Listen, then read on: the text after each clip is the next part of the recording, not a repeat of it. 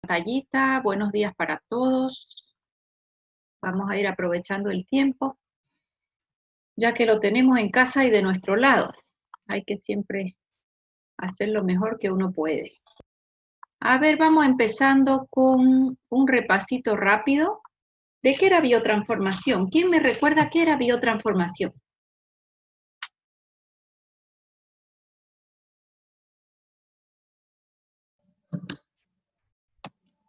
A ver, ¿quién quiere hablar? ¿Qué sería biotransformación? ¿Qué dice Alicia Fernández? Enciende su micrófono y habla, Alicia. Alicia Fernández.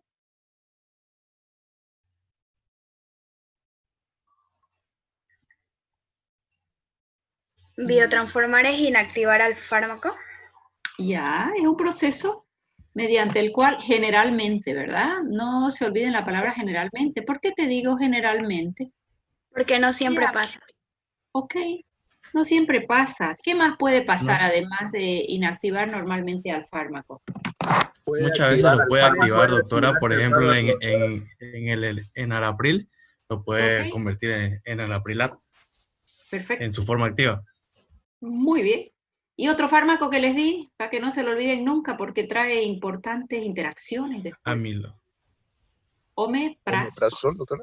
El omeprazol. Ok, omeprazol nos complica a veces. Doctora, pero sí. ¿el omeprazol no se activa en el canalículo de la célula parietal? Sí, pero él es un profármaco, eso es una cosa. Otra cosa es que él va a inhibir, que lo vamos a avanzar hoy, yo me adelanté, va a inhibir una enzima que es la que activa el clopidogrel. O sea, tiene dos cosas importantes el omeprazol, es inactivo. Fíjate que esa inactivación es interesante, tú has dicho, bien dicho. ¿Quién habló? Mauricio, doctora. Mauricio, ya. Fíjate que has dicho que él se activa en canalículos de células parietales.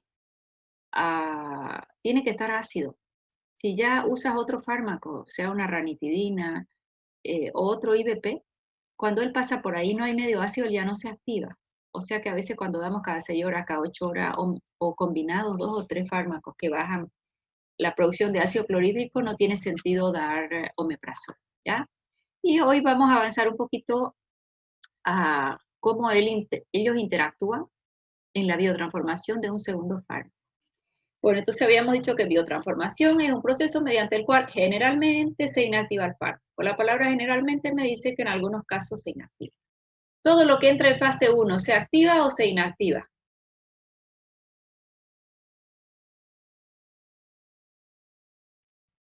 Calladín, mis alumnos no han estudiado nada. No, señora. Se inactiva, doctora, se activa. Se inactiva. Generalmente se inactiva, generalmente. En algunos casos lo acabamos de decir, se activa. Y todo lo que entra en fase 2, exactamente todo, se inactiva. Se va a inactivar, doctora. Ahí se inactiva. Cuando ustedes lean que ese fármaco sufre una reacción de fase 2, siempre se va a inactivar.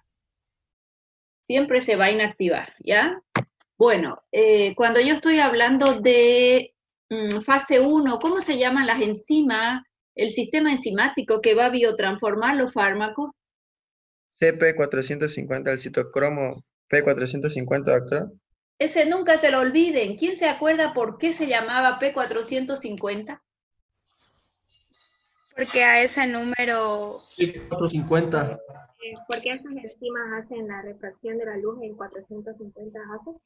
Perfecto, no son 450 enzimas, ya, eso les recomiendo muchísimo. Bien, luego, si yo entro en fase 1, ¿después puedo entrar a fase 2?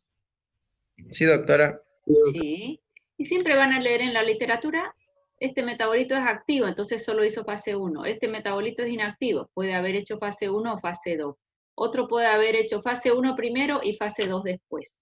Entonces, es muy usual en los fármacos encontrar metabolitos activos, metabolitos inactivos y con diferentes nombres, porque pueden sufrir varios procesos, unos oxidación, otros reducción, ¿de acuerdo?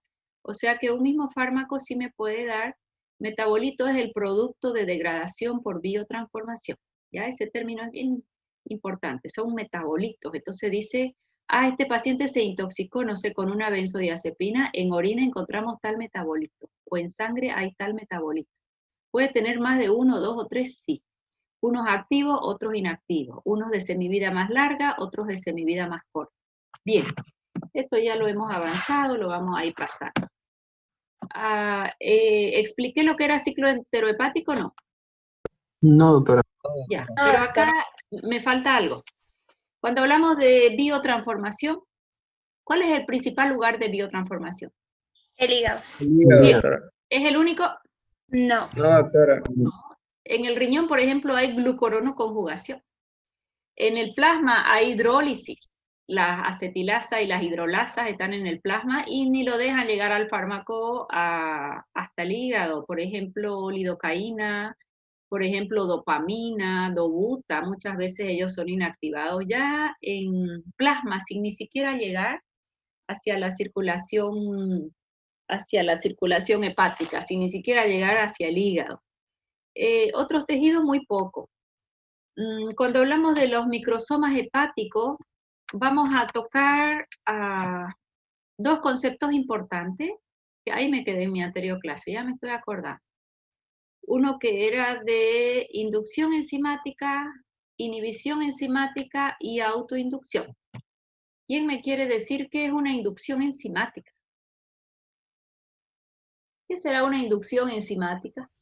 Doctora, ¿no sería cuando un fármaco es capaz de despertar o activar o inducir la activación de enzimas? Y si administramos un segundo fármaco, este ya no podrá, por ejemplo, si es de administración oral, no podrá sufrir el efecto del primer paso hepático y puede aumentar su biodisponibilidad. Sí, señor, es una inducción. Fármacos que aumentan la síntesis de enzimas hepáticas o las despiertan, no necesariamente siempre síntesis, a veces están dormidas ellas sin trabajo y él viene y las despierta. Si él las despierta, tal cual dice Mauricio, vino un segundo fármaco por ahí y esas enzimas, si las ha despertado, va a ser mayor biotransformación. Ahí hubo un error en inducción. Mayor biotransformación y ya llegar a sangre en menor concentración. ¿Qué fármacos hacen bastante inducción enzimática? Por ejemplo, el fenobarbital. El fenobarbital es un barbitúrico, lo usamos en convulsiones generalmente, un depresor del sistema nervioso. Lo que él tiene es que lo empieza a tomar el paciente y probablemente después haya que aumentar dosis, porque él hace, además de la inducción enzimática, autoinducción, inducción para él mismo. O sea, que yo empiezo a tomar y hace un X efecto, llega a sangre en una determinada concentración. Lo sigo tomando en la misma dosis, en el mismo horario, y lo que va a pasar ahí es que como hubo una inducción enzimática, es biotransformado en mayor cantidad y llega en menor escala a sangre. Al llegar en menor escala a sangre, probablemente ya no cumple el efecto anticonvulsionante y el paciente nos puede presentar un cuadro de convulsión. O sea que ahí hemos repasado inducción enzimática y autoinducción. ¿Qué es autoinducción? Cuando el mismo fármaco despierta las enzimas que lo van a biotransformar a él mismo. ¿Ya? Y la inhibición enzimática exactamente al revés. Estamos hablando de un fármaco que inhibe la síntesis de las enzimas hepáticas o las duerme. O sea que cuando viene un segundo fármaco al pasar por ahí, menos enzimas hepáticas, menos biotransformación y llegará a sangre en mayor concentración activo. Porque recuerden ustedes que la biotransformación, su principal objetivo es preparar al fármaco para ser eliminado. No es el único. Hay un porcentaje de pacientes pequeñitos que no se prepara para ser eliminado, sino más bien se activa, pero ya ustedes conocen eso. Ok. Si yo les pregunto, ¿cuáles son los factores que influyen en la biotransformación? El primero, inducción enzimática. Ya lo hemos aclarado o explicado. La inducción, cuando la hace para el mismo, autoinducción enzimática. ¿Ok? Inhibición enzimática. Otro factor que influye en la biotransformación es la edad. ¿Cuáles son los dos grupos de riesgo que siempre yo voy a tener bastante precaución al momento de administrar un fármaco? ¿Cuáles son y por qué? A ver, me lo va a decir. Los niños. Vamos a hacer interactivo. Me lo va a decir Antonio Johan. Antonio Johan, active su micrófono. ¿Y qué se te ocurre, Antonio? ¿Cuáles son los dos grupos de riesgo donde yo tengo que tener mayor cuidado al administrar un fármaco y por qué?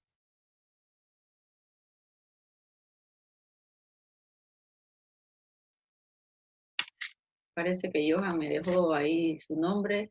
No tomo lista yo, o sea que no necesitan entrar y irse después. ¿Qué dice Johan Antonio?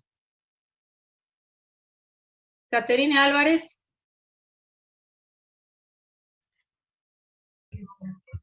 Aquí, doctora. Cante, Caterine. ¿Qué te parece? ¿Cuáles serán esos dos grupos poblacionales de riesgo?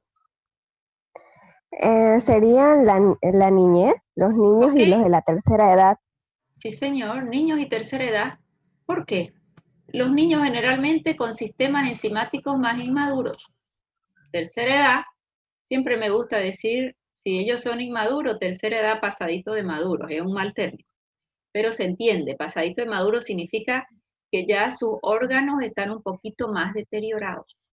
No es pasado de maduro, sino un poquito más deteriorados por el uso. Por ejemplo, si yo voy a comparar una filtración glomerular en un adulto joven y en un adulto mayor, pues probablemente el adulto mayor tendrá menor filtración.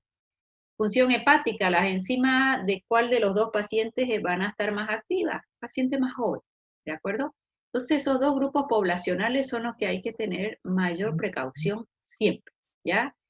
Los niños por sistemas enzimáticos inmaduros, peor un neonatito, un recién nacido, un paciente prematuro, con mayor razón.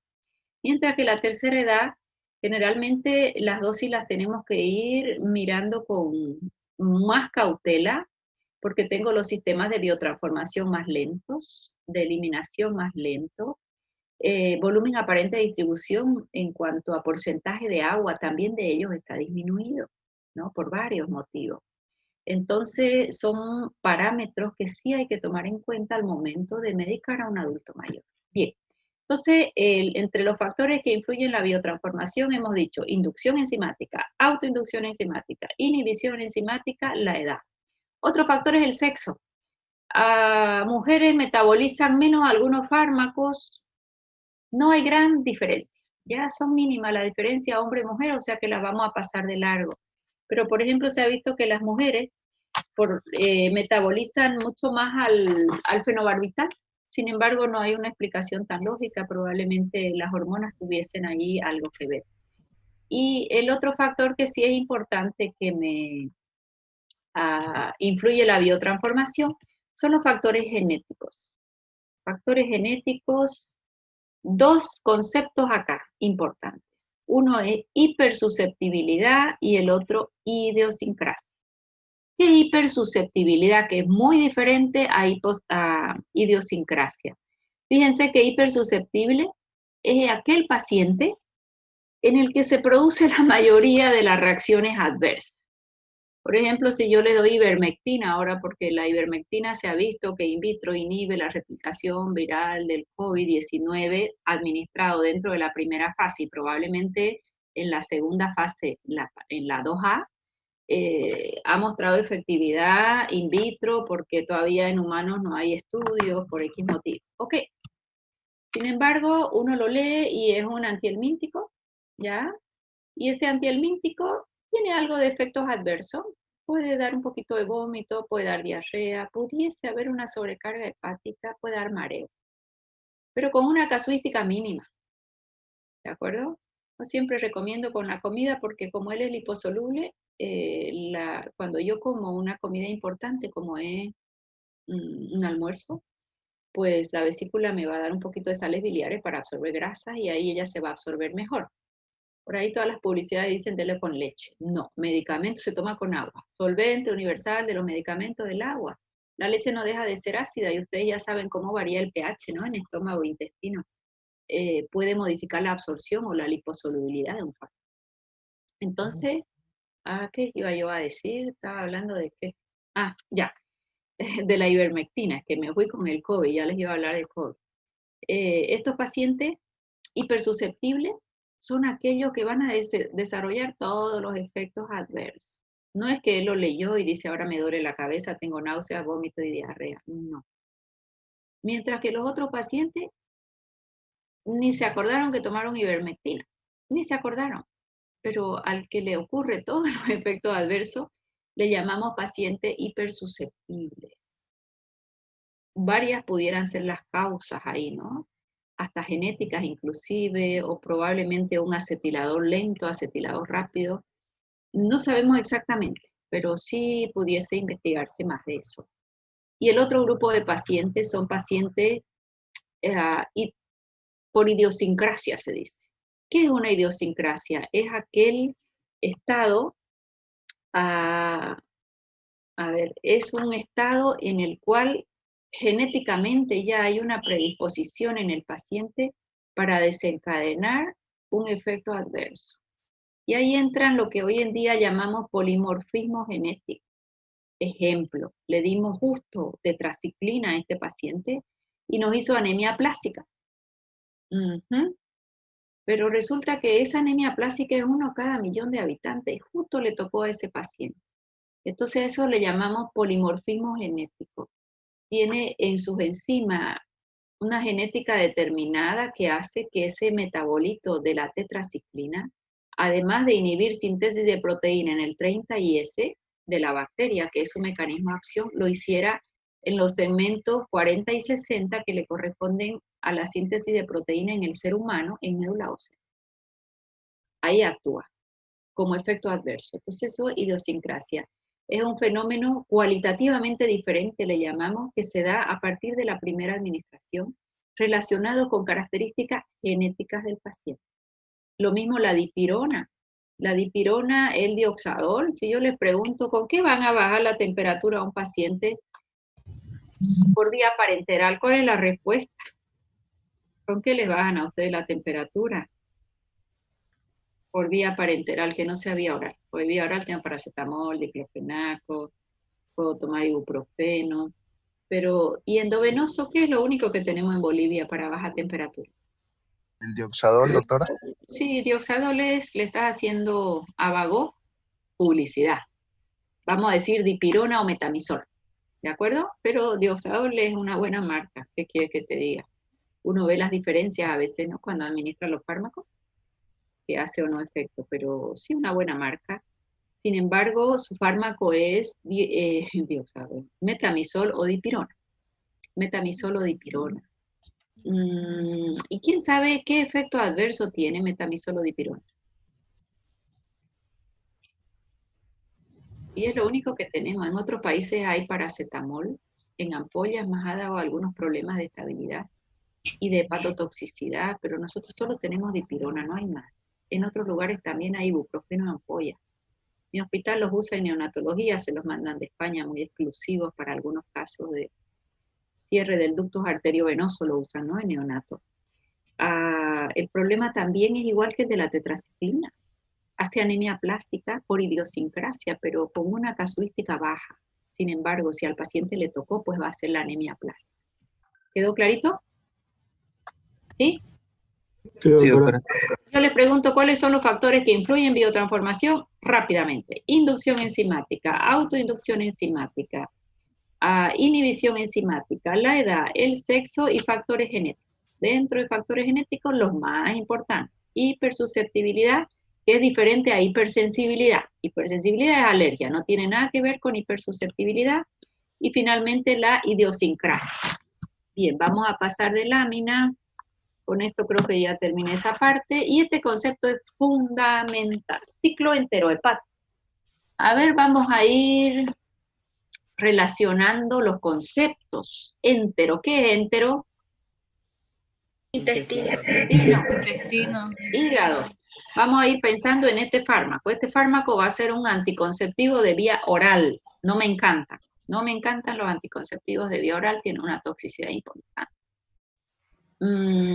Pregunta, si una mujer en edad fértil va a tomar un anticonceptivo de vía oral, ¿lo va a tomar cada 4 horas, cada 6 horas, cada 8, cada 12 o una vez al día? Una vez al día, doctora. Una vez al día. Bien, bien, bien, bien. Hay que tomar todos los cuidados, muchachos, ¿eh? Tienen que recibirse primero de preferencia que tengan su residencia y después piensen en casorearse, que no es tan fácil. Bueno, entonces esta pacientita tomó su anticonceptivo y ustedes me dicen con certeza una vez al día. Y siempre te dice tu médico, tómalo al mismo horario, ponlo al lado de tu cepillo de dientes, que no es una buena práctica porque en el baño siempre hay humedad, o en tu mesita de noche, o donde vos siempre vayas a ese lugar en un determinado horario, ¿no? Tu mesa de desayuno, en fin, para que no te olvides, porque es importante que lo tomes siempre a la misma hora. ¿Y por qué ese fármaco, si no tiene una semivida tan grande teóricamente, se toma una vez al día?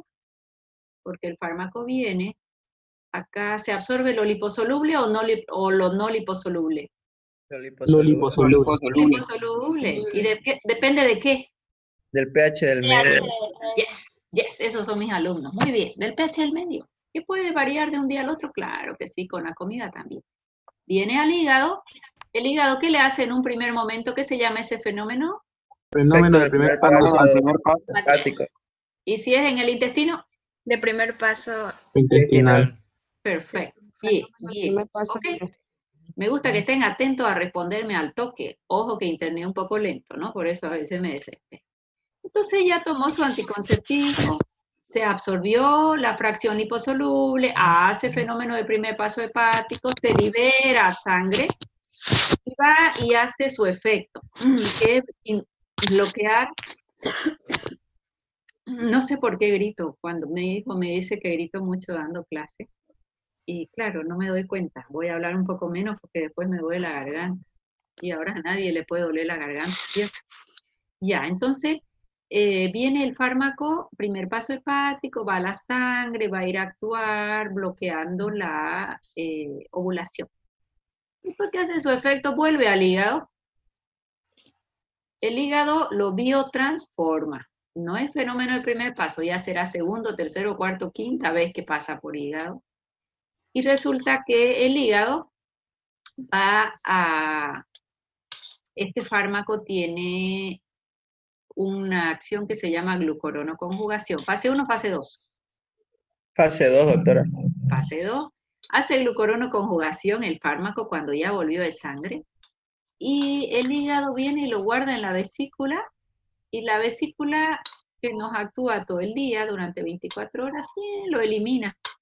Conjugado. ¿Qué característica tiene un fármaco conjugado? Tiene cargas eléctricas, doctora. Es hidrosoluble. Es hidrosoluble. Perfecto, perdió su liposolubilidad. ¿La perdió? Entonces yo estoy largando por segunda vez al intestino, segunda porque antes fue cuando yo lo tomé, un fármaco glucorono conjugado con cargas eléctricas no liposoluble. ¿Qué dice aquí en letras pequeñas? A ver, ¿quién me lo lee? Desconjugación por beta-glucuronidasas bacterianas. Ok, resulta que nuestro hermoso intestino tiene bacterias, ese es su microbioma, y cuando viene este anticonceptivo con toda su carga eléctrica y conjugado, esta bacteria lo desconjugan. Si lo desconjugan, le sacan toda su capa eléctrica. ¿Y cómo queda si le saco su capa eléctrica? Hidrosoluble. Liposoluble. Liposoluble. ¿Y si el liposoluble se absorbe o no se absorbe? Se absorbe la Clandestina Porque ya antes se absorbió, ¿se llama absorción o reabsorción? Reabsorción. Perfecto, me gusta que tengan lógica siempre, aunque yo avance lento, no importa. Fíjense la lógica, uno se lo razona y no se le olvida nunca. Es reabsorción, ese es el término, y vuelve y sigue teniéndose mi vida. Entonces pregunta el millón, fármaco que sufre ciclo entero hepático, ¿su semivida es más larga o más corta? Es más Larga. Larga puede ser, doctora. Larga, doctora. Acitromicina, que la usamos ahora en COVID, no por ser antiinfeccioso, sino porque es antiinflamatorio, también es antiviral y también se ha visto que evita la adhesión de los leucocitos al endotelio para que no se dispare la cadena de inflamación. Tiene 3 efectos, por eso usamos. Acitromicina la uso una vez al día, cada 2 días, cada 3 días, ¿cada cuánto?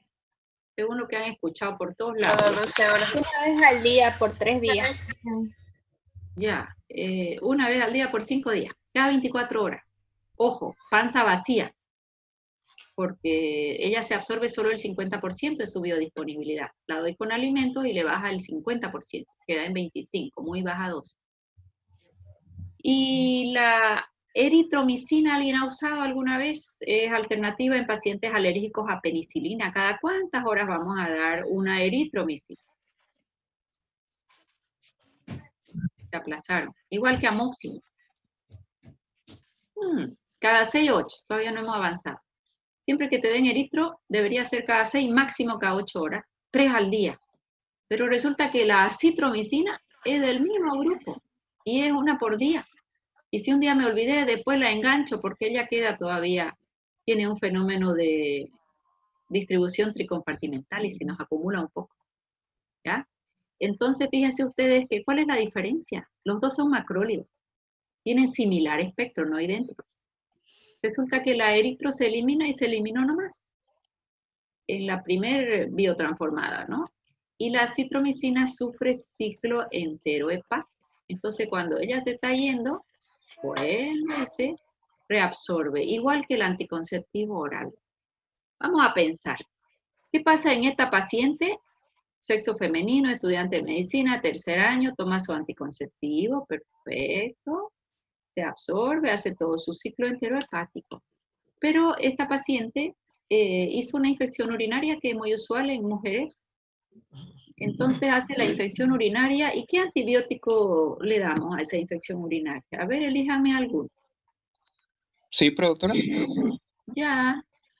La cipro es lo que estamos usando en primera elección y no deberíamos, porque es una de casi las últimas elecciones, especialmente para pielonefritis, cuando no es una cistitis, sino es de vía alta. Deberíamos empezar con una amoxi, o un amoxiclavulánico, o una nitrofurantoína, o un nacionalidístico, antes que una cipro. Pero hoy vas a la farmacia, infección urinaria, cipro, y como mejoré el segundo día, no tomé más, y tenemos una resistencia a la cipro que da susto. Pero esta paciente, volviendo a mi paciente, tomó su anticonceptivo, ok, y tomó su ciprofloxacina. Hagamos de cuenta que era la indicada. ¿Y la ciprofloxacina es antibacteriana o no? Sí.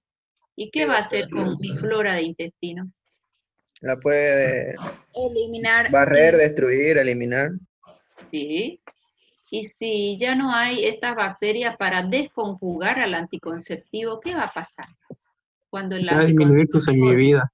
Se va a llega eliminar aquí, el... sí, Disminuye con su semivida. glucoronoconjugación, perdón. No hay quien lo desconjugue. Y como tiene carga eléctrica, está conjugada, se elimina y ya no se reabsorbe. Entonces ya perdió su efecto y hay probabilidad de un embarazo. Siempre es fundamental, todo paciente que toma anticonceptivo de la vía oral, como sufre ciclo enterohepático, siempre deberá consultar al médico. ¿Con qué otro fármaco pudiese tomar o no tomarlo? O un fenómeno de diarrea, por ejemplo, que no me da tiempo de reabsorber, o un fenómeno de estreñimiento. Ay, qué horror, me quedan 10 minutos. Ya. Entonces, fíjense el concepto tan importante de ciclo entero hepático. Pero aquí les voy a enseñar algo beneficioso. ¿Colesterol se vuelve a reabsorber o no? Cuando el colesterol hizo su ciclo, ya está en la vesícula biliar, y acá tengo mis sales biliares, están llenas de colesterol. ¿Para qué va a servir el colesterol? Para que cuando yo coma grasa, esta vesícula me echa su contenido, emulsiona las grasas, y cuando emulsiona la grasa, luego ella se vuelve su liposolubilidad y se vuelve a reabsorber. Y yo tengo un ciclo de colesterol que voy reabsorbiendo y reabsorbiendo. ¿Qué pudieran ustedes hacer para que no se reabsorba ese colesterol? De forma natural y alimentaria. ¿Qué puedo hacer para que este colesterol que ha sido eliminado acá para emulsionar las grasas del intestino ya no pierda, quiero que no se vuelva liposoluble, quiero que mantenga la hidrosolubilidad? No consumir mucha comida grasosa, doctora. Eso es lo ideal, pues, ¿no? Pero está difícil a veces en algunos pacientes. Le damos fibra, le damos fibra. La fibra se lo agarra al colesterol y se lo lleva. Es no en elevadísimo porcentaje de decir, wow, 100% se lo va a llevar, no. Pero sí nos ayuda. Y fíjense que una dieta saludable tiene que ser rica en fibra. Las fibras las hay solubles y las hay insolubles. ¿Qué es una fibra soluble? La que yo voy a colocar, y si coloco agua, absorbe y aumenta su masa, aumenta su volumen. Por ejemplo, un salvado de avena, le pongo agua y ¡pum!, se hincha. Es una fibra soluble. La fibra no va a llegar nunca a sangre, se queda solo en intestino, aumenta el volumen de las heces, favorece el peristaltismo. Y la otra fibra insoluble es la que, aunque yo la deje remojando en agua, nunca va a absorber agua. Por ejemplo, si me comí una mandarina y el ollejo lo dejo en agua, el ollejo de la mandarina, ¿saben lo que es el ollejo, no? Ollejo, qué cosa. Sí, doctora. Lo que guía, ¿saben lo que guía? El cáscara. No es la cáscara, ¿no? Es lo que envuelve a la pulpa. Esa membrana que envuelve a la pulpa, ya. Esa membrana, si yo la dejo remojando en agua, ¿se hincha o no se hincha? No se hincha. No se hincha. Nunca se va a hinchar, ni aunque la deje 10 años. Es fibra insoluble. Así como entra, así va a irse. No va a llegar a sangre, aunque yo me coma la mandarina entera o la naranja entera con esa caparazón. ¿Queda claro? Esa es la diferencia entre fibra soluble y fibra insoluble. Las dos son necesarias, sí. La fibra más la soluble, no la insoluble. La soluble es la que se va a llevar gran parte de cortar el ciclo enterohepático del colesterol. ¿Quedó clarito? Bien, entonces todo fármaco que sufre ciclo enterohepático, cerrando el tema, va a tener semivida más larga. Todo fármaco que sufre enterohepático habrá que revisar para volver él a reabsorberse. ¿Qué mecanismo interviene por si hay interacción con algún fármaco, como ser los antibióticos? Tuvimos una paciente que hacía tratamiento de TB porque tenía tuberculosis, ¿no? Gente de bajo recurso. Y de pronto lo primero que cuidas en estos pacientes es que no se embaracen, ¿no? Si son mujeres. Y esta paciente tomaba anticonceptivos orales. Toma anticonceptivos orales y ¿qué va a pasar con los anticonceptivos orales y sus fármacos de TB? Los fármacos de TB se dan cada ¿cuántas horas? Cada 2 horas, cada 4, cada 6, cada 8, cada 12, cada 24.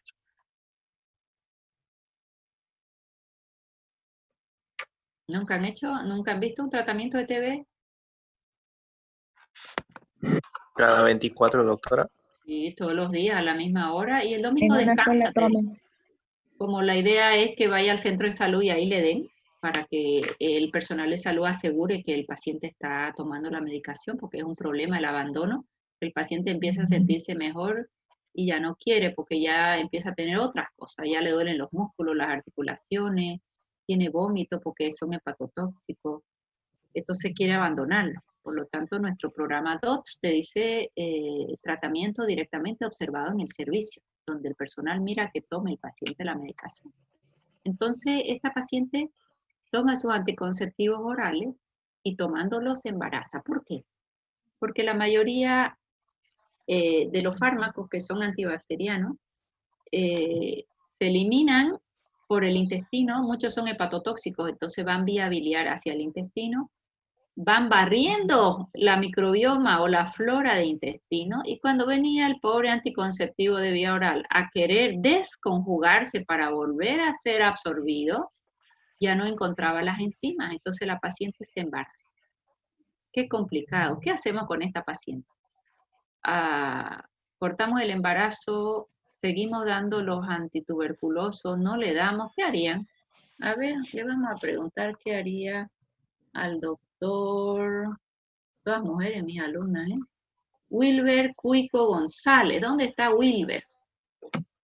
Doctor Wilber Cuico González, ¿qué hacemos con tu paciente? Estaba en tratamiento de TB, todavía en fase 1, ni siquiera hemos llegado a la fase 2, se embaraza tomando anticonceptivos orales. ¿Cuál va a ser la conducta? Viene al consultorio y te dice, doctor, estoy embarazada y estoy en tratamiento de TB. ¿Qué hace Wilber? Tal vez puedo cortar el tratamiento de TB. Ya, yo voy a ir refutando, yo voy a ser abogado del diablo. Se va a morir tu paciente y se va a morir su bebé, no en 2 ni en 3 días, ¿no? Pero sí va a haber un deterioro y vamos a acabar perdiendo a la mamá. Otra opción. A ver, Vania Callejas, ¿qué hacemos? Ya Wilber nos dio una opción y la refuté.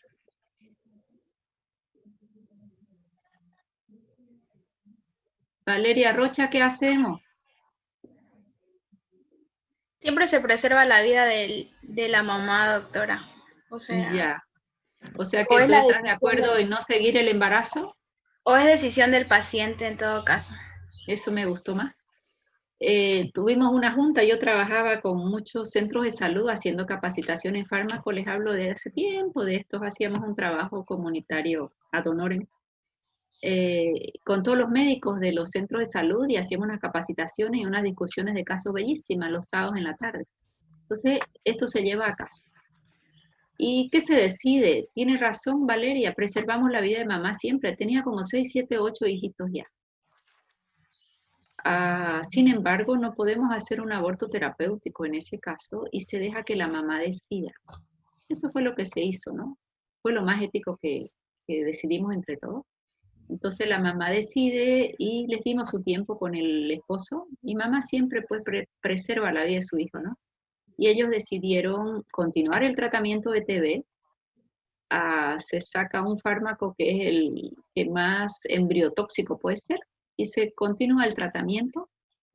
Se llegó a término con el embarazo y el bebé nació perfectamente normal.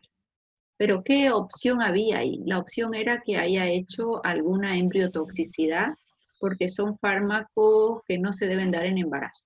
¿De acuerdo? Sin embargo, ahí la decisión fue materna. Cuando la vida de mamá corre mucho peligro, aún generalmente se hacen abortos terapéuticos, pero no era este caso, ¿no? No era el caso. Entonces, fíjense ustedes que por una interacción, ella tomaba el anticonceptivo de vía oral y la interacción con sus fármacos de TB hizo que no sea efectivo. Entonces, ¿qué método ustedes recomiendan a una paciente que ya toma anticonceptivo y que tiene que tomar antibióticos? Porque la infección urinaria es ahora, no mañana, ni pasado, ni el otro mes. A ver, Weimar, ¿qué hacemos con tu paciente? Toma anticonceptivo, hace infección urinaria y tú sabes que puede bajarle la efectividad del anticonceptivo y ya está tomando el día 14 o 15 o 16 de anticonceptivo. ¿Qué hace? Sería retirar los anticonceptivos, doctora. No, señor, se me va a acabar el tiempo y me van a dar 2 minutos y vuelvo. No, nunca lo corten el anticonceptivo, pero empieza a tomar antibióticos y que utilice preservativo hasta terminar el ciclo de los antibióticos, porque si no me va a hacer un desbalance hormonal que después no lo voy a controlar fácil. ¿Quedó mejor? Sí. Sí, doctora. Ya, siempre acuérdense eso, ya, paciente que toma anticonceptivo oral y por lo menos voy a dar un antibiótico, preguntar su método que utiliza para evitar una concepción. Es fundamental. ¿Ya? Entonces mantengo, no lo saco el anticonceptivo, uso mi antibiótico, pero paralelamente preservativo, método de barrera hasta concluir con el mes de los anticonceptivos, pero nunca saquen un anticonceptivo alegremente, ¿ya? Eso trae varias consecuencias.